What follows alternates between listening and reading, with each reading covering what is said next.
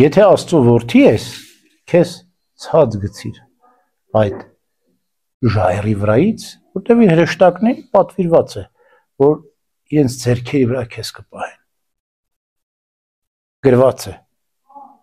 բայց նաև գրված է, որ քո Տեր Աստծուն չպետք է փորձես, ասաց մեր Տերը Հիսուս Քրիստոս։ Չարը, ասում է Սուրբ Գրիգոր Տաթևացին, երբեմն կողմնորոշվում էր, որ Աստծո որդի է Քրիստոս, բայց շատ անգամ շփոթվում է։ Սուրբ Հովան Ոսկեբերանն ասում է, որ Քրիստոսի մարմինը խայծ էր սատանայի համար, այսինքն մարմնով որսած չարին։ Հրաշքներ էր գործում մեր Տերը Հիսուս Քրիստոս, մեռելներին հարություն էր տալիս, բայց հոգնում էր, բայց քրտնում էր, բայց նեղություններ արտասվում էր, ասում էր, ոնց Աստված կարտասվի, Աստված կհոգնի, այսինքն ինչու էր Քրիստոս այս ընդունելի մարմնավոր տկարությունները կրում իր վրա, որպեսզի մեր տկարությունները իրենով վերացնի, որպեսզի կարողանա մեզ հաղթահարել տալ մեղքի պատիժը, մեղքի արդյունքն ինչ է, հիվանդություն, ցավ, նեղություն, վիշտ, ի վերջո մահ։ Նաև Քրիստոս մարմնով մեռավ, որպեսզի իր մահվամբ մահը հաղթահարի եւ մեզ կյանք պարգևի։ Ուրեմն այս հակասությունները չէր կարողանում կողմնորոշվել չարը։ Երբեմն սա էր տեսնում, երբեմն նա էր տեսնում, եւ դևերին հալածվում էր, դևերը մեջից խոսում էին, ասում են.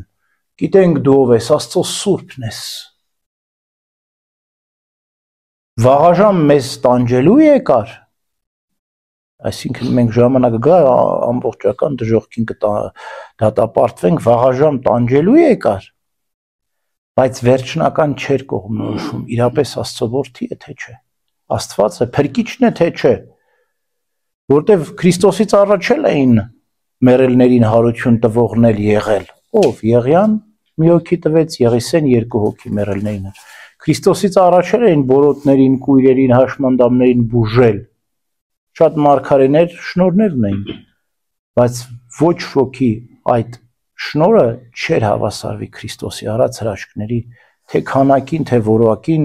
եւ ժողովուրդն հենց այդ էր վկայում, թե երբևիցե չի լսվել, որ ի ծնե կույրը բժշկվի։ Այսպիսի բան չէր լսվել, որ ի ծնե կույրը բժշկվի, կույր ծնվածը բժշկվի։ Եվ այսպես չէր կողմնորոշվում։ Եվ անընդհատ տարբեր մարդկանց միջոցով հալածում էր Քրիստոսին։ Եվ ի վերջո չարի դրդմամբ է, որ Քրիստոս խաչին դատապարտվեց։ Բայց հենց որ խաչին վրա բարձրացավ, ասում է Սուրբ Գրիգոր Տաթևացին,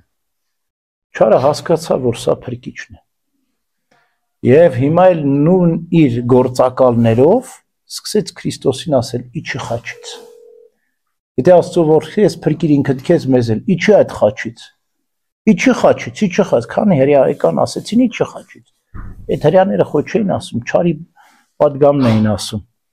Այսինքն երբ որ հասկացավ, որ խաչելությամբ ինքը դատապարտվում է, արդեն որտեղ զգում էր, հրաշքները տեղ ունեցան, մարգարեություններ իրականանում էին, Արեգակը խավարեց, Լուսին Նարիամ ներկվեց,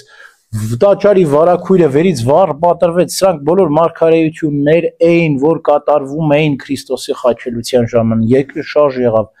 մեռելները հարություն առան, դժոխքը սասանվեց, բայց ուշ էր չարի համար, այլևս Քրիստոս չիջավ խաչից, այլ մեզ փրկagorցեց, ուրեմն չարը կողմնորոշվում էր, բայց ամբողջովին չհասկացավ եւ Սուրբ Հովան Ոսկեբերանի խոսքի համաձայն Քրիստոս իր մարմինը դարձրեց խայծ եւ դրանով որսաց սատանային եւ դրանով էլ դատապարտվեց։ Հենց դրա համար էր Քրիստոս եկել։ Նախ մարմնով մեր մեղքերը իր վրա կրելու եւ հետո մարմնով էլ դատապարտելու չարին, մարմնով էլ հաղթելու նրան եւ մեզ կյանք պարգևելու։ Ամեն։